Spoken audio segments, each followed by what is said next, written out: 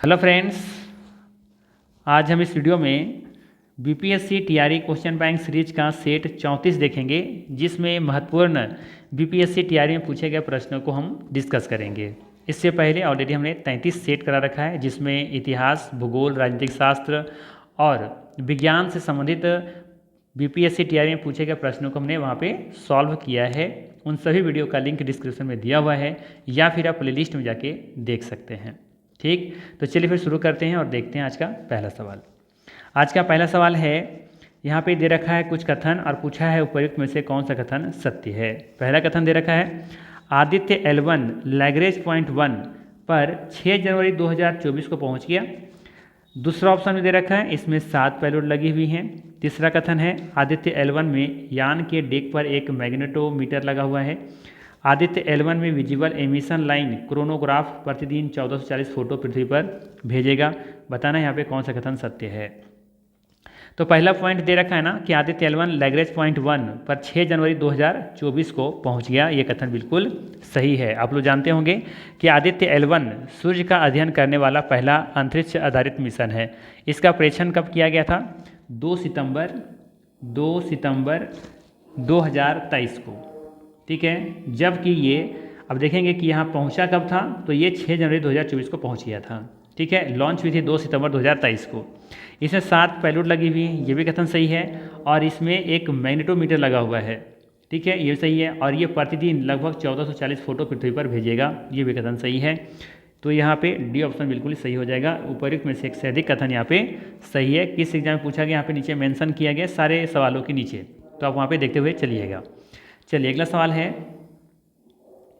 अगला सवाल पूछा गया था, 18 फरवरी 2024 को श्रीहरिकोटा से अंतरिक्ष में भेजे गए इनसैट 3 DS का प्रयोग निम्नलिखित के लिए किया जाएगा। किसके लिए किया जाएगा? दूरसंचार के लिए, पड़ोसी देशों के सैन्य गतिविधियों की जानकारी के लिए, मौसम विज्ञान के क्षेत्र में, या एक से अधिक होगा, या फिर उपर्युक्त में से कोई नहीं। तो याद रखिएगा, 18 फरवरी 2024 को श्रीहरिकोटा से अंतरिक्ष में भेजे गए इनसैट 3 DS का प्रयोग मौसम विज्ञान के क्षेत्र में किया जाएगा। ठीक है, और ये GSLV का 16वां मिशन था। ठीक है, ये GSLV का 16वां मिशन था। सही आंसर होगा इसका सी ऑप्शन। ठीक है, चलिए अगला सवाल है। सवाल है, जियो स्टेशनरी उपग्रह अनुमानितः कितनी ऊंचाई पर होते हैं। सवाल पूछा गया था कि जियो स्टेशनरी उपग्रह अनुमानितः कितनी ऊंचाई पर होते हैं। 15,000 किलोमीटर, 35,000 किलोमीटर, 981 किलोमीटर, एक से अधिक होगा, या फिर उपर्युक्त में से कोई नहीं। तो याद रखिएगा, जियो स्टेशनरी उपग्रह एक पृथ्वी परिक्रमा उपग्रह है, सैटेलाइट है, जो भूमध्य रेखा के सीधे लगभग 22,300 मील, या फिर किलोमीटर में बात करें तो 35,800, कितना 35,800 किलोमीटर की ऊंचाई पर स्थित होते हैं। तो दिए गए विकल्प में से कोई भी सही नहीं है। सही आंसर क्या होगा? ये ऑप्शन, उपर्युक्त में से कोई नहीं। 35,800 किलोमीटर आपको याद रखना है, भूमध्य रेखा से उसकी हाइट होती है। ठीक है, चलिए अगला सवाल है। ये भी याद रख सकते हैं, जियो स्टेशनरी क्या है। तो जियो स्टेशनरी उपग्रह ट्रांसपोंडर से सुसज्जित होते हैं, जो पृथ्वी से रेडियो सिग्नल प्राप्त करते हैं, बढ़ाते हैं और पुनः प्रसारित करते हैं। इनका उपयोग दूरसंचार, प्रसारण, रिमोट सेंसिंग और नेविगेशन सहित कई प्रकार के एप्लीकेशन में इसका प्रयोग किया जाता है। ठीक, चलिए अगला सवाल है। CAR-T सेल थेरेपी, जिसे हाल ही में भारत के दवा नियामक द्वारा अनुमोदित किया गया है, रोगी की प्रतिरक्षा प्रणाली को आनुवांशिक रूप से प्रोग्राम करके किस बीमारी से लड़ने के लिए एक अग्रणी उपचार है। कैंसर, अल्जाइमर, एड्स, एक से अधिक होगा, या फिर उपर्युक्त में से कोई नहीं। तो यहाँ पे क्या दे रखा है? CAR-T अर्थात काट बोल सकते हैं इसे, काट सेल थेरेपी। ठीक है, तो ये जाहिर सी बात है, ये कैंसर के लिए इसका प्रयोग किया जा रहा है। ठीक है, CAR-T अर्थात कार्ड सेल थेरेपी, अर्थात इसका फुल फॉर्म भी अगर पूछा जाए तो बताइएगा। C4 हो जाएगा आपका कैमेरिक, A4 एंटीजन, और R4 हो जाएगा यहाँ पे रिसेप्टर, और T4 हो जाएगा सेल थेरेपी। ठीक है, T सेल थेरेपी। ठीक है, तो यहाँ से याद रख सकते हैं। तो इसका यह एक प्रकार का इम्यूनोथेरेपी है, जो कैंसर से लड़ने के लिए मरीज की अपनी प्रतिरक्षा प्रणाली का उपयोग करती हैं। ठीक है, तो इसका सही आंसर क्या हो जाएगा यहाँ पे? ये ऑप्शन। और इसका विकास कौन किया है? तो ये इसका विकास IIT बॉम्बे के द्वारा किया गया है। और इसमें शायद टाटा मेमोरियल भी इसमें शामिल था इसमें। ठीक है, तो टाटा मेमोरियल हॉस्पिटल और IIT बॉम्बे ये दोनों इसमें मिल करके इसका ये बनाया है इसको। ठीक है, इसका कह सकते हैं कि इसका विकास किया है। चलिए अगला सवाल लेते हैं। अगला सवाल है, भारत का चंद्रयान 3 चंद्रमा की सतह पर कब उतरा था? बहुत ज़्यादा उस समय भारत के लिए गौरव का क्षण था, है ना। जिस समय अभी मुझे याद है कि क्लास 10th को जब हम पढ़ा रहे थे अपने छत पे, है ना, तो वहाँ पे ये सभी बच्चों को हम ये न्यूज़ को दिखा रहे थे, बहुत ही अपने आप में गौरवान्वित महसूस हम कर रहे थे। हम ही क्यों, पूरे भारत देशवासी उसमें गौरवान्वित महसूस कर रहे थे। तो वो दिन कौन भला भूल सकता है ना। चंद्रयान 3 कौन भूल सकता है आखिर। वो दिन याद कीजिए, 23 अगस्त का दिन था, है ना। ठीक, आज़ादी से लगभग 8 दिन बाद हम लोग ये खुशखबरी हम लोग को देखने को मिला था, है ना। तो ये इसका सही आंसर क्या हो जाएगा? 23 अगस्त, अर्थात सही आंसर है यहाँ पे सी ऑप्शन, 23 अगस्त 2023। चंद्रयान 3 चंद्रमा की सतह पर 23 अगस्त 2023 को सफलतापूर्वक वहाँ पे उतर गया था। ठीक है, भारत चंद्रमा के दक्षिणी ध्रुव पर लैंड करने वाला दुनिया का पहला देश है, ये भी याद रख सकते हैं। भारत चंद्रमा के दक्षिणी ध्रुव पर लैंड करने वाला दुनिया का पहला देश है और चंद्रमा पर सफल लैंडिंग करने वाला भारत जो है वो चौथा देश है। इससे पहले रूस, अमेरिका और चीन ऐसा कर चुके हैं। ठीक है, लेकिन दक्षिणी ध्रुव पर लैंड करने वाला दुनिया का पहला देश बना है भारत। ठीक, चलिए अगला सवाल है, काफ़ी लंबा चौड़ा सवाल है, देखिए क्या दे रखा है। विज्ञान और प्रौद्योगिकी मंत्रालय ने हाल ही में विज्ञान, प्रौद्योगिकी और नवाचार के क्षेत्र में राष्ट्रीय पुरस्कारों के एक नए सेट की घोषणा की है, जिसे राष्ट्रीय विज्ञान पुरस्कार के नाम से जाना जाता है, जिसके लिए सभी श्रेणियों के पुरस्कारों के लिए पुरस्कार समारोह हर साल आयोजित किया जाएगा। 11 मई राष्ट्रीय प्रौद्योगिकी दिवस के दिन, या फिर 23 अगस्त राष्ट्रीय अंतरिक्ष दिवस के दिन, या फिर 28 फरवरी राष्ट्रीय विज्ञान दिवस के दिन। एक से अधिक होगा या फिर उपरोक्त में से कोई नहीं। अनुमान लग गया होगा। ठीक है, इसका सही आंसर क्या होना चाहिए? तो इसका सही आंसर है, राष्ट्रीय विज्ञान पुरस्कारों की घोषणा प्रतिवर्ष 11 मई को राष्ट्रीय प्रौद्योगिकी दिवस के अवसर पर की जाती है, जबकि सभी श्रेणियों के पुरस्कारों के लिए पुरस्कार समारोह 23 अगस्त को राष्ट्रीय अंतरिक्ष दिवस के अवसर पर आयोजित किया जाएगा। ठीक है, तो यहाँ पे सही आंसर क्या है? ये ऑप्शन सही होगा, 11 मई राष्ट्रीय प्रौद्योगिकी दिवस के दिन। ठीक है, लेकिन किस शुभ अवसर पर? तो याद रखिएगा, ये 23 अगस्त को, जिस दिन यहाँ पे मतलब कि घोषणा किया गया था, इस दिन के राष्ट्रीय अंतरिक्ष दिवस मनाया जाएगा। कब? 23 अगस्त को। ठीक है, तो याद रखिएगा, सभी श्रेणियों के पुरस्कारों के लिए पुरस्कार समारोह 23 अगस्त को राष्ट्रीय अंतरिक्ष दिवस के अवसर पर आयोजित किया जाएगा। ठीक है ना, याद रखिएगा। यहाँ पे दिया होगा, देख लीजिएगा एक बार। इसे 4 श्रेणियों में बांटा गया है, विज्ञान रत्न, विज्ञान श्री, विज्ञान युवा और विज्ञान टीम। तो ये भी जरूर एक बार देख करके जाइएगा। ठीक, चलिए अगला सवाल है, इसरो द्वारा 2024 में अंतरिक्ष यात्रियों सहित भेजने वाला अंतरिक्ष यान का नाम क्या है? गगनयान, आकाशयान, या फिर ब्रह्मयान, या एक से अधिक होगा या फिर उपरोक्त में से कोई नहीं। आसान सा सवाल था ये, गगनयान इसका सही आंसर है। इसरो के बहुप्रतीक्षित मानव अंतरिक्ष मिशन को गगनयान मिशन एवं इसके लिए प्रयोग आने वाले अंतरिक्ष यान का गगनयान नाम दिया गया है। ठीक है, ये भी याद रख सकते हैं कि यह मिशन भारत इसरो का पहला मानव अंतरिक्ष मिशन होगा, जो कि 2024 के अंत अथवा 2025 के शुरुआती माह में इसे लॉन्च किया जाएगा। अगला सवाल है, हरित हाइड्रोजन प्राप्ति का कौन सा तरीका है? हरित हाइड्रोजन प्राप्ति का कौन सा तरीका है, दिए विकल्पों में से बताना है। सही आंसर हो जाएगा इसका इलेक्ट्रोलाइसिस, अर्थात बी ऑप्शन यहाँ पे करेक्ट होगा, याद रखिएगा। हरित हाइड्रोजन प्राप्ति का कौन सा तरीका है? इलेक्ट्रोलाइसिस। ध्यान दीजिएगा, हरित हाइड्रोजन इलेक्ट्रोलाइसिस की प्रक्रिया के द्वारा उत्पादित किया जाता है। इस प्रक्रिया में सौर, पवन या जल विद्युत जैसे नवीकरणीय स्रोतों से उत्पन्न बिजली का उपयोग करके पानी को हाइड्रोजन और ऑक्सीजन में विभाजित किया जाता है। ठीक है, चलिए अगला सवाल है, कौन सा तकनीक मृत को पुनर्जीवित दिख सकती है? कौन सा तकनीक ऐसा है जो मृत को पुनर्जीवित दिखा सकती है? ठीक है, AI, डिपफेक, चैटबॉट, एक से अधिक होगा या फिर उपरोक्त में से कोई नहीं। तो सभी को पता होगा AI, आर्टिफिशियल इंटेलिजेंस आज कितना विकसित हो चुका है ना। तो ये ऐसा चीज़ है जो कि किसी भी मृत जीवों को पुनर्जीवित दिखा सकती हैं। ठीक है, तो ये ऑप्शन यहाँ पे बिल्कुल नहीं करेक्ट होगा। चलिए अगला सवाल है, एक प्रिंटर की गुणवत्ता किससे निर्धारित की जाती है? डॉट पर इंच में निर्धारित की जाती हैं। देखिए कहाँ पर है, तो यहाँ पे देखने को मिलेगा आई थिंक सी ऑप्शन में।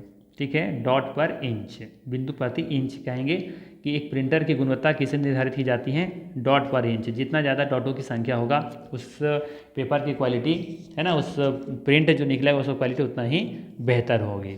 ठीक है, तो डॉट पर इंच से किसी प्रिंटर की गुणवत्ता मापी जाती है। ठीक है, चलिए आगे लेते हैं अगला सवाल।